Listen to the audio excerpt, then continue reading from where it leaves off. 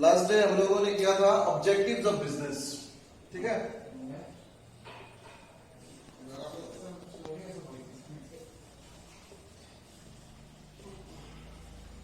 Objectives of business. अब objective को हमने तीन तरीके से डिवाइड किया था। पहला वाला हम लोगों ने बताया था economic objectives,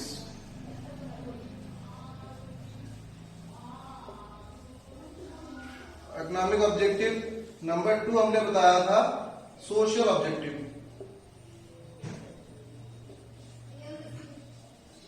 and third one हम लोगों ने बताया था human objective.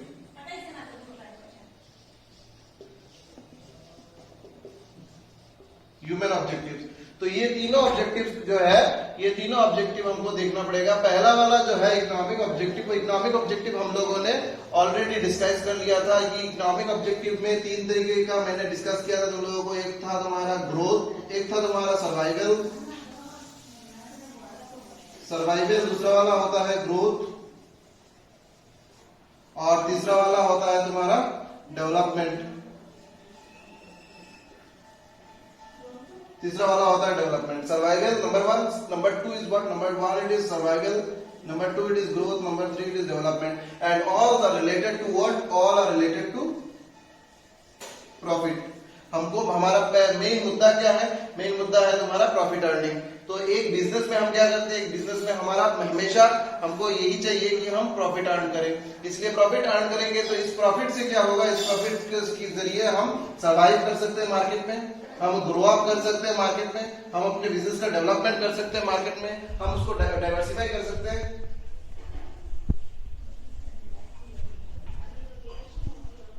Diversification is also possible with the help of the profit.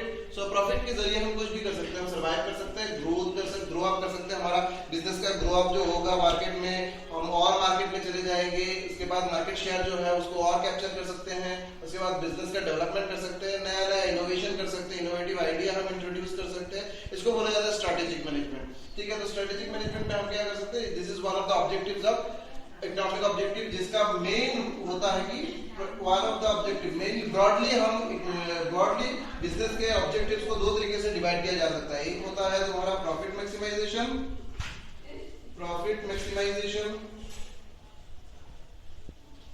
और दूसरा वाला होता है वेल्थ मैक्सिमाइजेशन। ठीक है, ये दोनों आप रट्टा मार लो कि ये दोनों बहुत इंपॉर्टेंट है। ये दोनों बहुत इंपॉर्टेंट क्यों है? बिकॉज प्रॉफिट मैक्सिमाइजेशन जो चीज है, प्रॉफिट मैक्सिमाइजेशन हमारे लिए बहुत इंपॉर्टेंट होता है, क्योंकि profit is the life blood of business. मैंने उस दिन भी बोला, आज भी मैं बोल रहा हूँ कि profit is the life blood of business. एक बिजनेस जो है वो एस्टेब्लिश ही होता है with the primary motive to earn profit. उसका ये प्राइमरी मोटो ही होता है कि वो प्रॉफिट मैक्सिमाइज कर सके, ठीक है। और प्रॉफिट मैक्सिमाइज होगा तो वेल्थ मैक्सिमाइज होगा। तो वेल्थ मैक्सिमाइजेशन जो चीज है, it is dependent on profit maximisation. Wealth maximisation is completely dependent on profit maximisation. अगर प्रॉफिट मैक्सिमाइजेशन नहीं होगा तो बिजनेस का वेल्थ कभी मैक्सिमाइज नहीं हो सकता। इसलिए these are the two objectives, ये दोनों ऑब्जेक्टिव जो है, दोनों ऑब्जेक्टिव एक बिजनेस के सर्वाइवल के लिए, एक बिजनेस का ग्रोथ, डेवलपमेंट, डाइवर्सिफिकेशन, इनोवेशन, सब कुछ के लिए दोनों ऑब्जेक्टिव बहुत इंपॉर्टेंट है। और ये वाला तो खास करके बहुत इंपॉर्टेंट है क्योंकि एक बिजनेस जो एस्टेब्लिश होता है वो एस्टेब्लिश होता है with the intention to earn profit. अगर वो उसको बिजनेस में प्रॉफिट नहीं मिला, प्रॉफिट अर्न नहीं कर सका, तो उसको क्या होगा? वो उसको अल्टीमेटली वो ज्यादा दिन बिजनेस में रह नहीं सकता, बिजनेस को रन नहीं करा सकता। समझ में आ रहा है?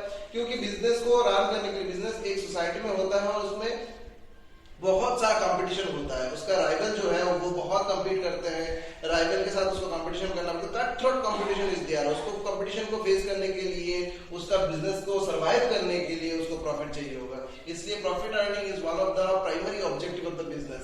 Accept profit earning, it is always remember this is not the soul.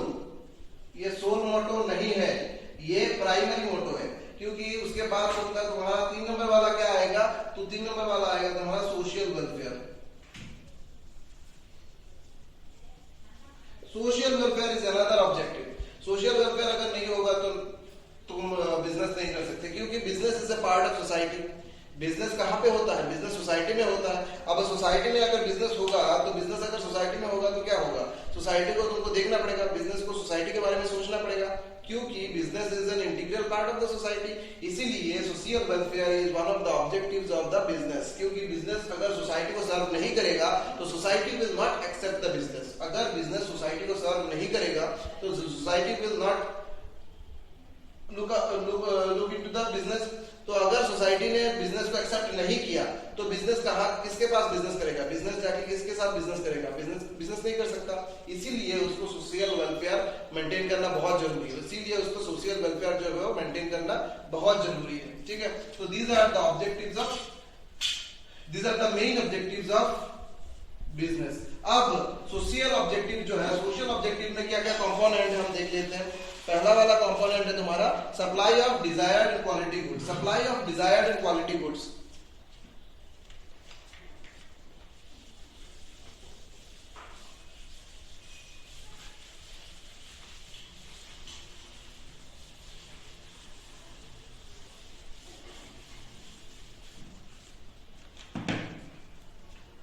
Number 1 होता है तुम्हारा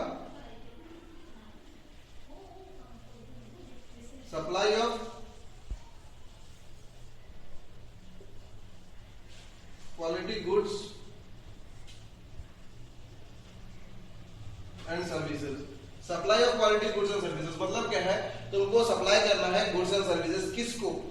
सोसाइटी को। अगर सोसाइटी को तुम खराब चीज दोगे, खराब चीज सप्लाई करोगे तो सोसाइटी एक दिन आएगा, दूसरा दिन तुम्हारे पास नहीं आएगा। इसलिए बिजनेस को अपने दिमाग में रखना चाहिए कि हाँ, मुझे सोसाइटी को बहुत अच्छा चीज देना है ताकि सबको सेटिस्फेक्शन मिले, जो सोसाइटी है उसको सेटिस्फेक्शन मिले। सेटिस्फेक्शन मिलेगा तभी ना वो सेकंड डे आएगा। जब सेकंड डे आएगा तो बिजनेस क्या कर सकता है? बिजनेस का गुडविल जो है, बिजनेस का गुडविल बढ़ेगा। सब ठीक है, तो ये एक के साथ दूसरा कंपोनेंट डिपेंडेंट है, एक के साथ दूसरा कंपोनेंट कोरिलेटेड है। इसलिए बिजनेस को हमेशा क्या करना चाहिए? अच्छा वाला चीज, क्वालिटी गुड्स एंड सर्विसेज उसको सोसाइटी को प्रोवाइड करना चाहिए। ठीक है, नंबर 2 क्या होता है? नंबर 2 होता है employment generation.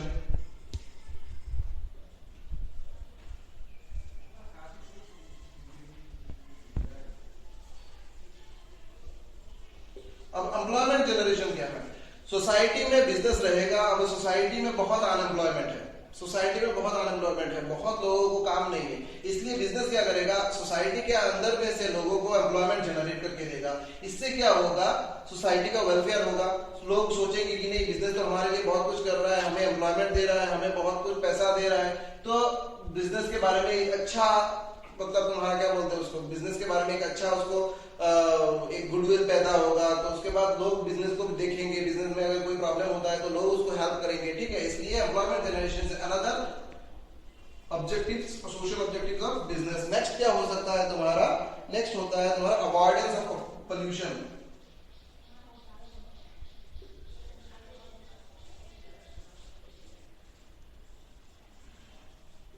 Avoidance of pollution. Avoidance of pollution मतलब क्या है? बिजनेस को पोल्यूशन जो है वो अवॉइड करना चाहिए, क्योंकि पोल्यूशन सोसाइटी को पूरा बेकार कर देता है। ठीक है, वो हार्मफुल होता है फॉर द सोसाइटी। इसलिए बिजनेस को ज्यादा से ज्यादा पोल्यूशन अवॉइड करना चाहिए। पोल्यूशन क्या क्या हो सकता है? Suppose noise pollution, air pollution, water pollution etcetera. इसके बाद लैंड पोल्यूशन। ठीक है, ये सब जो पोल्यूशन होता है, इन सारे कैटेगरी में बिजनेस को हमेशा ध्यान रखना चाहिए कि मैं सोसाइटी को हार्म न करूं। ये सब जो चीज होता है वो सोसाइटी के लिए बहुत खराब होता है, सोसाइटी में रहने वाले लोगों के लिए बहुत खराब होता है। इसलिए बिजनेस को हमेशा ध्यान रखना चाहिए कि मुझे ये सब नहीं करना है, मुझे हार्म नहीं करना है सोसाइटी को। ठीक है, इसलिए avoidance of pollution is another objectives of society. तो मैंने 3 डिस्क्राइब कर दिए, तुम्हारे बुक्स में बहुत सारे होंगे। ठीक है, तो सब में जाओ, सबको पढ़ो अच्छे से। पढ़ने के बाद अगर तुमको कोई डिफिकल्टी होता है तो मुझसे उसके डिस्कस कर लो, मैं तुमको समझा के दे दूंगा। ठीक है, तो हर एक में क्या होगा? 3 करना जरूरी है। उसमें भी मैंने 3 या 4 करवा के दिया, इसमें भी मैंने 3 करवा के दिया, और ये जो ह्यूमन वाला ऑब्जेक्टिव है, ह्यूमन ऑब्जेक्टिव जो मैं नेक्स्ट क्लास में करवा के दे दूंगा। ठीक है, थैंक यू।